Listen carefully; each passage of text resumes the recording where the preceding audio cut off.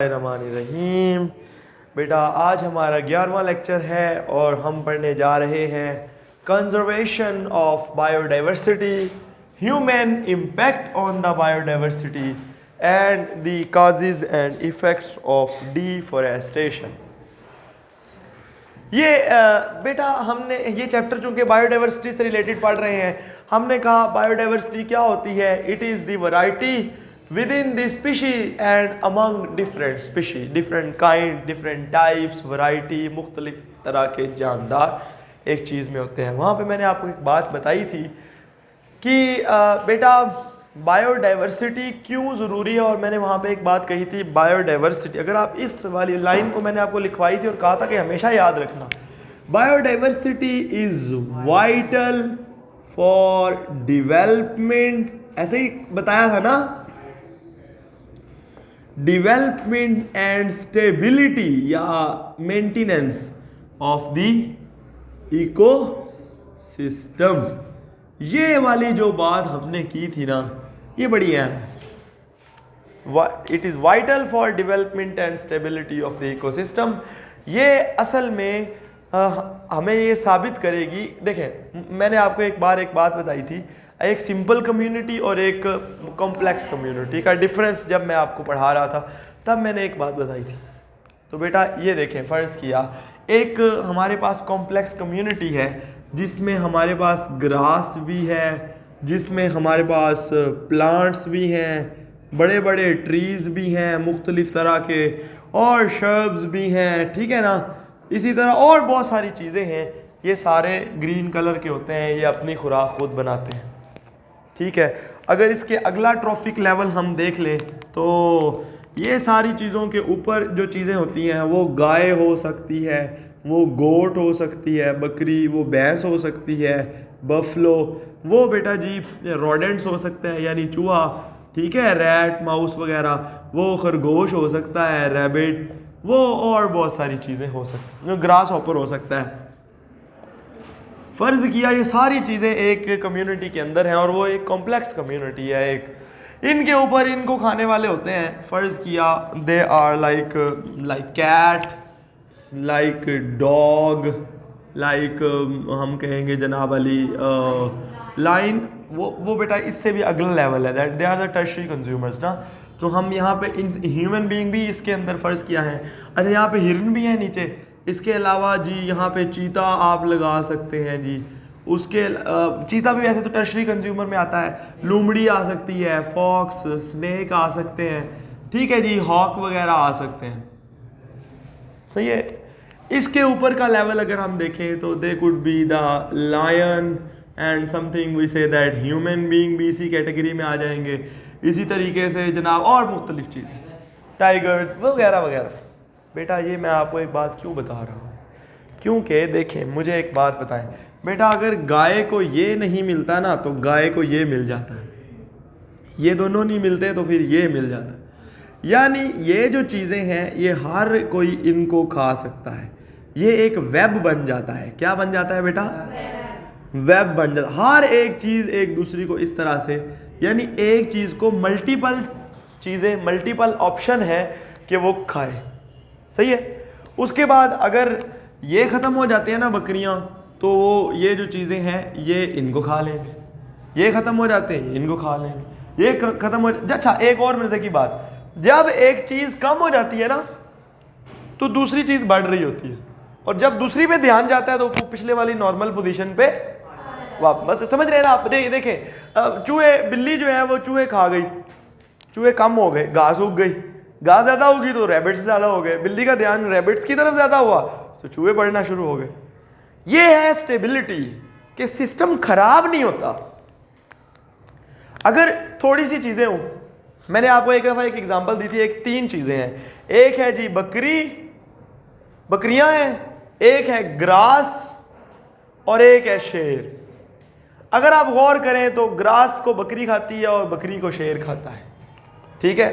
तीनों में से एक चीज़ ख़त्म, अगर शेर ख़त्म बकरियां सारी घास खा जाएंगी, बकरियां सारा कुछ ख़त्म, ठीक है। अगर घास ख़त्म बकरी ख़त्म शेर ख़त्म, अगर बकरी ख़त्म तो शेर तो घास खाने से रहा, ठीक है। तो वो जो है, समझ रहे हैं ना, यानी जो होती है ना जिसमें बायोडाइवर्सिटी कम होती है वो उतनी ज़्यादा स्ट्रॉन्ग, उतना ज़्यादा पावरफुल इकोसिस्टम नहीं होता वो, क्योंकि उसमें ज़रा सा मसला आएगा तो सारा बैलेंस बिगड़ जाएगा।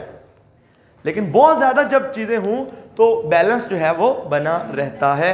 ये तो था इस लाइन का मतलब। और जब आप ये लाइन पढ़ते हैं तो हमारे सामने ये जो टॉपिक है इसकी इंपॉर्टेंस सामने आती है कि सर बायोडाइवर्सिटी को कंजर्व करना, उसको बचाना क्यों ज़रूरी है, कंजर्वेशन क्यों ज़रूरी है। जब हम बायोडाइवर्सिटी की कंजर्वेशन पढ़ेंगे तो हमें पता होना चाहिए कि हमारी किन हरकतों की वजह से बायोडाइवर्सिटी ख़राब हो रही है, कम हो रही है। समझ आ गई जी बात की। और उसमें से एक हरकत ये है जिसका नाम है डिफॉरेस्टेशन, यानी जंगलात को हम काटते हैं। इनके बारे में हम डिस्कशन अभी करते हैं।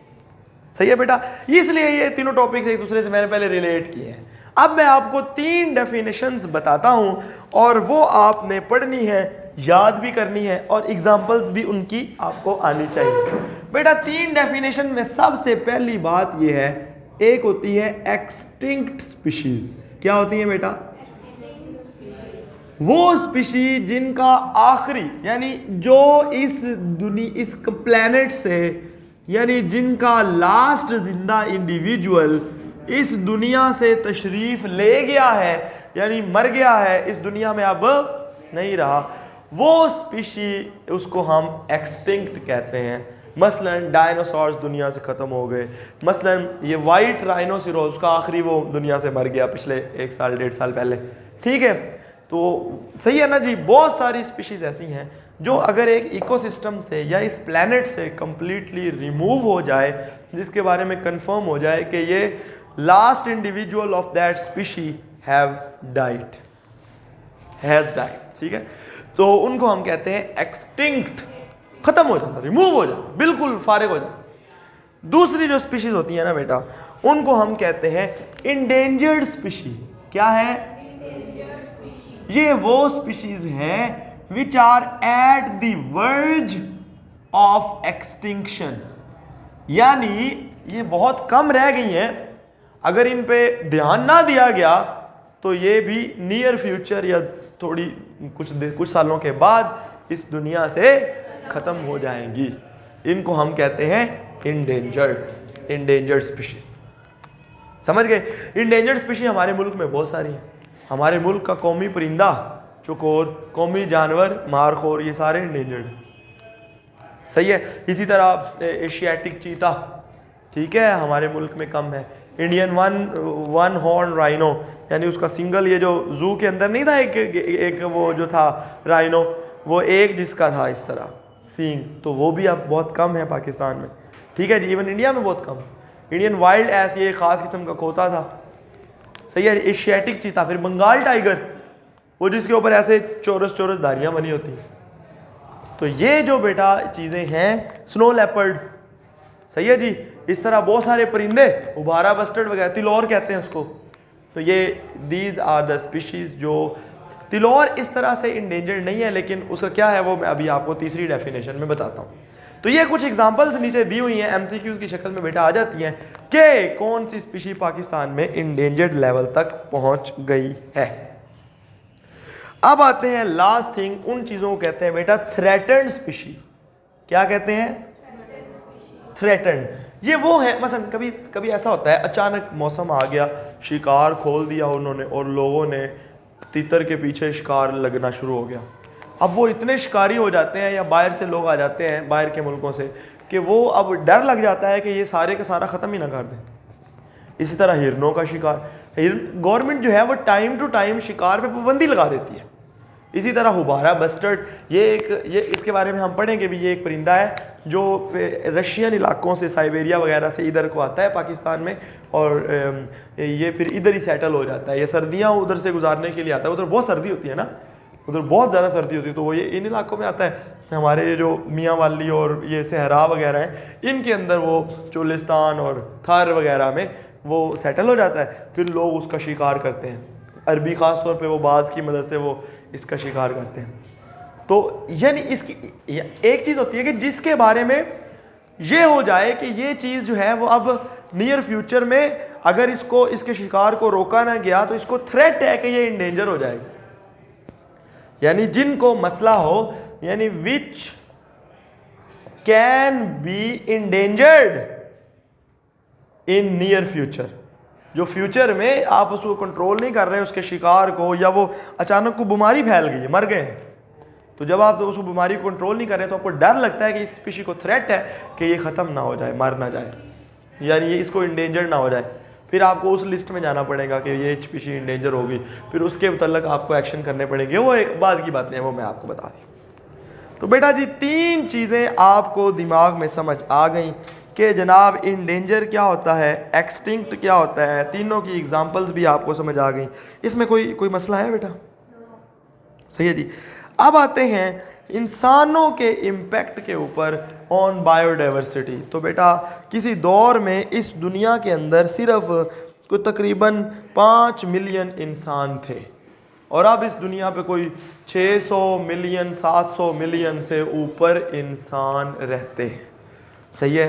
बात पता है क्या है कि इंसानों की आबादी जब इतनी बढ़ जाती है तो भाई उनके लिए जो सामान चाहिए होता है, उनकी फूड जितनी चाहिए होती है, उनके रहने के लिए जो सामान चाहिए होता है, क्योंकि इंसान की पास पावर अल्लाह ने दी है ना, तो वो अपने हिसाब से बाकी सारी चीज़ों को ख़राब कर देता है, मॉडिफाई कर, जो उसको सही लगता है वो अपने हिसाब से बदल लेता है। बाकी जिस तरह आप समझे को, मैं आज सुबह ही किसी को बता रहा था कि जो अभी ये लाहौर में इतना स्मोक का और ये सारे का क्यों आया, एक तो इंडस्ट्री, चलो वो तो सही है, मतलब इंडस्ट्री को तो आप कंट्रोल नहीं कर सकते, इतना बड़ा शहर है, इतने बड़े शहर की ज़रूरियात पूरी करने के लिए इंडस्ट्री तो शहर के इर्द गिर्द चाहिए, डेफिनेटली चाहिए, वरना क्या आप उकाड़ा से सामान मंगा के लाहौर में लगाएंगे? तो लाहौर के गिर्द ही आपको सामान चाहिए ना, ये बड़ी बड़ी फैक्ट्रियाँ बाहर चाहिए ताकि लाहौरियों की ज़रूरियात पूरी हो सके। पर जो सोसाइटीज़ के अंदर लोगों ने अपने घरों अपने आप को क्या किया हुआ है, व्हाट दे हैव डन, जनाब मेरे घर के बाहर सरकारी सड़क जो है वो 10 फुट चौड़ी है, फ़र्ज किया तो मैं सोचूंगा यार मैं तो ये 3 फुट जो सड़क खाली है, सड़क नहीं है, कच्चा रास्ता है, इसके ऊपर दरख्त लगवाने की बजाय, या गवर्नमेंट ने जो इसके बारे में ग्रीन बेल्ट का सोचा हुआ है उसकी बजाय मैं यहाँ पे क्या कर दूंगा, अपने घर का थड़ा बना के आगे गाड़ी खड़ी करनी शुरू कर दूँ, या मैं उसको अपना गराज में कन्वर्ट कर लूँगा, या मैं उसको ऐसे करके तो मैं फिक्स कर लूँगा कि नहीं ये तो मेरी जगह है, दैट इज़ नॉट माइन, वो सरकार की जगह है। वो मकसद ये था कि आप घर के बाहर कोई चीज़ लगाएं, या आप चलो गाड़ी भी खड़ी कर लें तो कच्ची जगह वो सरकार का हिस्सा है, मैं उसको पक्का करके उसके ऊपर इवन गेट तक लगवा लेते हैं। Why is that? और जिसकी वजह से फिर जब नजायज़ तजावज़ात कर करके, अगर मेरे घर के बाहर 5 फुट जगह खाली है तो मैं वहाँ एक 5 फुट 10 इंच इधर मैं वहाँ छोटी सी दुकान बना के किराए पे दे के पैसे कमाना शुरू करूँ, और मुझे हालांकि नहीं पता कि मैं इस जो दरख्त कटवा के या जो ग्रीन बेल्ट को कटवा के मैं ये हरकत कर रहा हूँ वो मेरे बच्चों को और मुझे और बाकी सारी कम्युनिटी को कितना नुकसान करेगी, उनकी सेहत की और उनके ऊपर जितना खर्चा आएगा वो शायद इससे ज़्यादा होगा। ये है असल बात। सही है। सड़क के किनारे सारे के सारे ऐसे कवर करके तो चलो जी सारा कुछ वहाँ से ख़त्म, हालांकि ग्रीन बेल्ट्स होती हैं सड़कों के साथ साथ, और सड़कों के जो फुटपाथ होते हैं उनके ऊपर भी, सही है, तो वो दरख्त लगे होते हैं जो कि इन्वायरमेंट से जहरीली गैसेस को और ये सारी कार्बन डाइऑक्साइड वगैरह को रिमूव करते हैं, पर दे हैव डन दिस। आप मुझे बताएं, अगर हम इस एकेडमी में सर्वे कर लें 90% लोगों के घर में एक भी दरख्त नहीं होगा, एंड इवन अच्छा चलो दरख्त तो सर बड़ी जगह तो ये तो वो है, तो इवन ऐसे पौधे भी नहीं होंगे जो होने चाहिए, चलो वो दरख्त नहीं है वो भी नहीं होंगे, तो फिर वो कहें नहीं जी फलां गवर्नमेंट ये कर रही है तो फलां व्हाट वी हैव डू। थोड़ा सा इधर जहाँ से एक नाला बहता है तो उसमें, खैर ये तो रिकॉर्ड हो रहा है, दफ़ा करो हम अपना पढ़ते हैं। अच्छा जी, तो 600 मिलियन इंसानों की आबादी है, तो बेटा उनकी ज़रूरियात भी, उनकी जो नीड्स हैं वो भी, उनकी फूड, उनके लिए दरख्त, उनके लिए लकड़ी, फर्नीचर, उनके रहने की जगह, उनके मकान, ये सारा कुछ जब वो बढ़ाएंगे फिर उनका वेस्ट मटेरियल भी वो उतना प्रोड्यूस करते हैं, सीवरेज भी उतना प्रोड्यूस करेंगे। इस सारी चीज़ों की वजह से बाकी सारी की सारी जो है वो सफ़र करती हैं, बाकी सारी की सारी। ये इंसान कैसे करेगा? दूसरों को तंग करता जाएगा। देखें ना जी, अगर आप को ज़्यादा जगह चाहिए तो आप क्या करेंगे? आप दूसरों को थोड़ा थोड़ा नुकसान करेंगे, समझ रहे हैं ना बात को? तो ये है जी इंसानों की बेटा कुछ मेन एक्टिविटीज़ हैं, वो भी मैं आपको इंसानों ने ऐसा क्या क्या किया है और मैं सारी चीज़ों को एक एक करके एक्सप्लेन करूंगा। सबसे पहला काम बेटा इंसान हैबिटेट डिस्ट्रक्शन करते हैं। ये चीज़ क्या होती है मैं अभी आपको बताता हूँ। दूसरा बेटा इंसान ओवर हंटिंग भी करते हैं, ठीक है जी। इसी तरह बेटा इंसान जो है 3 नंबर पे दैट इज़ वो दूसरी स्पीशी को इंट्रोड्यूस अपनी मर्जी से, मैं अभी बताता हूँ, introduction slash removal of species. और एक चौथी चीज़ भी थी दैट इज़ एक है नहीं बेटा इधर इधर करना, that is habitat destruction, deforestation, over hunting, ठीक है जी, वो बात आ गई है। खैर फिर इंसान जो है वो बेटा पोल्यूशन क्रिएट करते हैं, बहुत सारा वेस्ट मटेरियल और धुएं और ये वो, और लास्ट में जो है वो डिफॉरेस्टेशन, जो मैंने आपको बताया कि मैं एक आपको एक्सप्लेन करूंगा क्योंकि ये 2 ही आपकी बुक में एक्सप्लेन की हुई है। लेकिन ये मैं आपको सारी बातों के बारे में थोड़ा थोड़ा बता देता हूँ। इधर देखिए बेटा, मुझे एक बात बताएं, हैबिटेट डिस्ट्रक्शन का मतलब ये होता है मेरे पास जगह थी वावा सारी 10 एकड़ फर्ज किया, तो मैंने सोचा कि ये जो जगह है ना ये मैं क्या करता हूँ कि मैं सारा, उसके ऊपर जंगल है, जंगल ने तो मुझे पैसे देने नहीं इतने, चलो 5 साल बाद दरख्त उगते हैं फिर काटता हूँ फिर लकड़ी बेचता हूँ, तो ये नहीं, मैं कोई ऐसा काम करता हूँ जिससे रोज़ जो है ना वो फसल हर 6 महीने बाद मुझे पैसे मिल जाए। तो इंसान क्या करता है, दरख्तों को काट देता है, जंगल को साफ कर देता है और उसकी जगह पे फसलें उगानी शुरू कर देता है। अब फसल उसको हर 5-6 महीने बाद पैसे दे देती है, लेकिन जो दरख्त हैं वो उसको पैसे नहीं देते, सही है ना। तो वो क्या करता है जी, यानी इंसान क्या करता है, एग्रीकल्चरल लैंड बनाने के लिए, फिर इसके अलावा इंसान जो है बेटा वो एग्रीकल्चरल, खैर वो यहाँ पे भी हम पढ़ेंगे कि वो क्या करता है, लेकिन अभी सिर्फ समझ गए ना कि हैबिटेट डिस्ट्रक्शन। पहली हैबिटेट डिस्ट्रक्शन तो ये होगी कि आपने जंगल काटा, अब जंगल में कितनी दूसरी स्पीशीज रहती थी वो सारी की सारी किसी का घर छिन जाए तो वो कैसे रहेगा। नंबर 2, इंसान सीवरेज का वाटर और सारा गंद बला पानी के अंदर फेंक देते हैं, दरिया में, नहर में। आप देखें रावी जो है वो लाहौर की सबसे बड़ी गटर बनी हुई है, ठीक है। तो वो अब उसमें जितनी समंदर दरिया में रहने वाली जो मखलूक़ात हैं, या इवन लाहौर की जो नहर है उसमें जो लोग अपने सारा घर का वेस्ट मटेरियल्स और इंडस्ट्री का वेस्ट मटेरियल और सीवरेज वाटर और क्या क्या वो सारा कुछ डाल देते हैं, वो हर दफ़ा वो भर जाती है, फिर उसको साफ़ करते हैं मिट्टी को निकाल के और उसमें गंद होता है। उसकी वजह से कोई उसमें ज़िंदा चीज़ें बहुत कम रहती हैं और वो सारी, यानी आप किसी का घर ख़राब कर दें, गंदा कर दें तो वो कैसे रहेगा। ये एक दूसरा तरीका है हैबिटेट डिस्ट्रक्शन जिस तरह इंसान करते हैं, यानी या तो रिमूव कर दिया, उनका घर ख़त्म ही कर दिया, या उनका घर गंदा कर दिया, ख़राब कर दिया, उसमें जहरीली चीज़ें डाल दी जिसकी वजह से वो बाकी सारी स्पीशीज़ ख़त्म हो जाती है। ये है बेटा पहला काम, मैंने 2 एग्जांपल्स दे दी, यानी removal of the forest and हम कहेंगे pollution of the removal of forest. क्यों हम बात करेंगे अभी इधर। और नंबर 2 पोल्यूशन, वाटर पोल्यूशन और लैंड पोल्यूशन और सारा कुछ।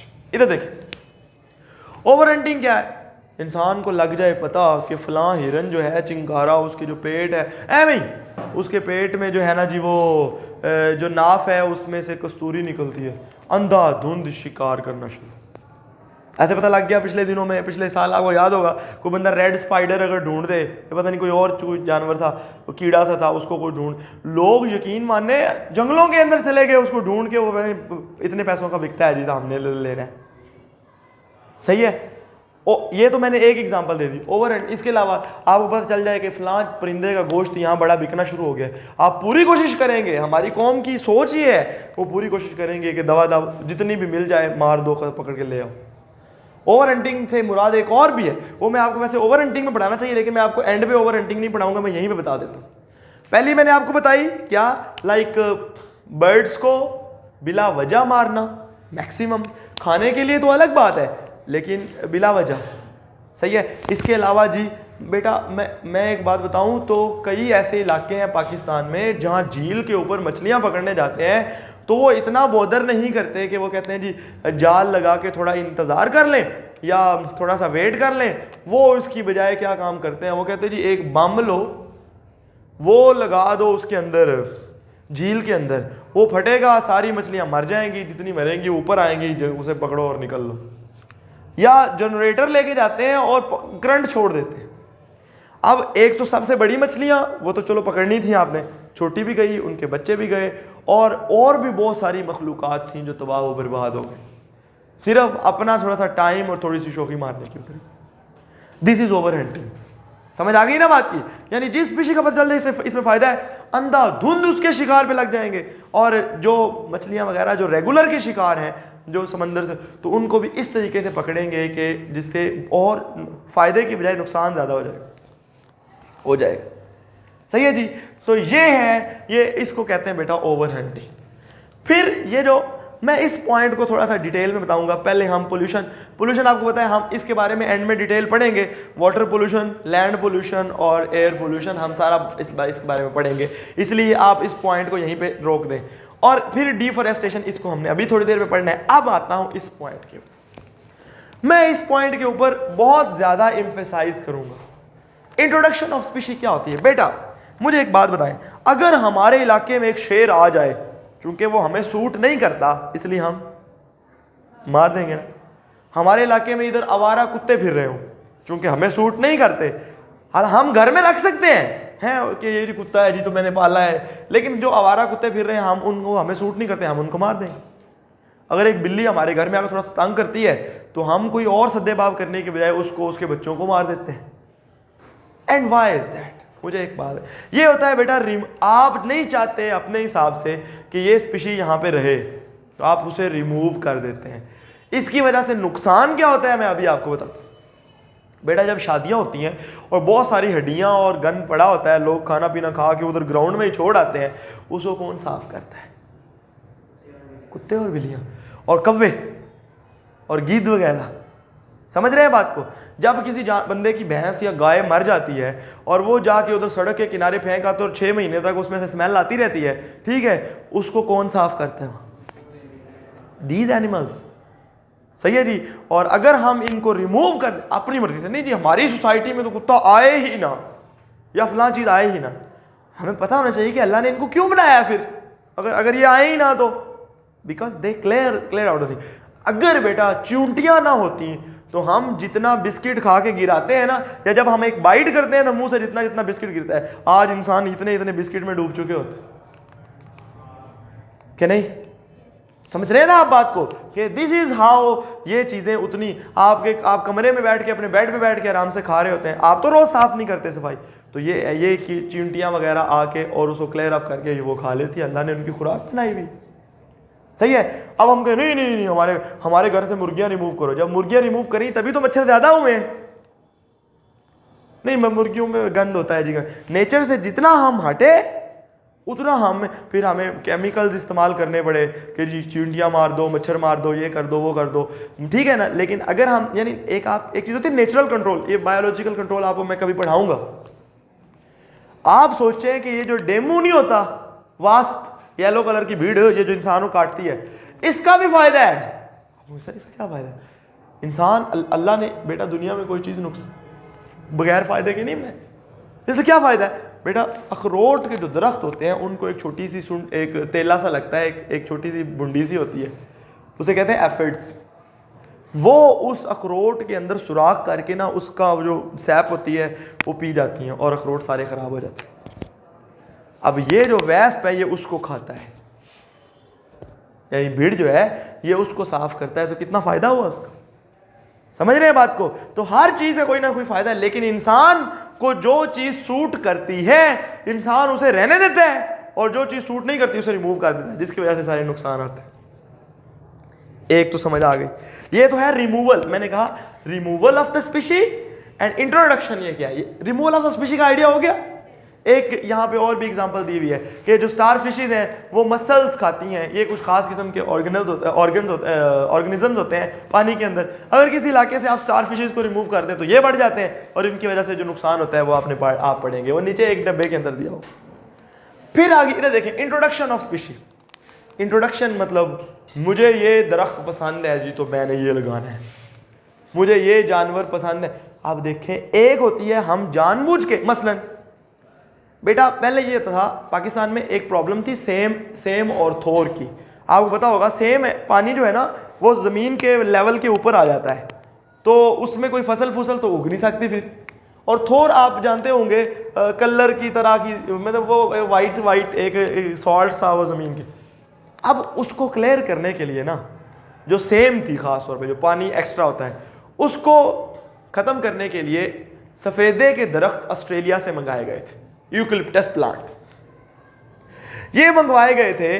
मैं इसकी एग्जांपल मतलब लिख रहा हूँ, ये रिमूवल ऑफ मैंने एग्जांपल दे दी, आप स्टार फिशेस की बात कर लें वो लिखी भी हुई है, बाकी मैंने आपको एक और डॉग्स और कैट्स वगैरह की दे दी।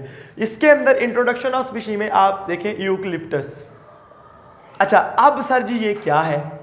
यूकलिप्टस प्लांट को ऐड किया था कि जनाब जिन इलाकों में पानी रखड़ा होता है ना वहाँ पे आप ये दरख्त लगाएं, ये बहुत ज़्यादा पानी पीता है, बहुत ज़्यादा पानी पीता है।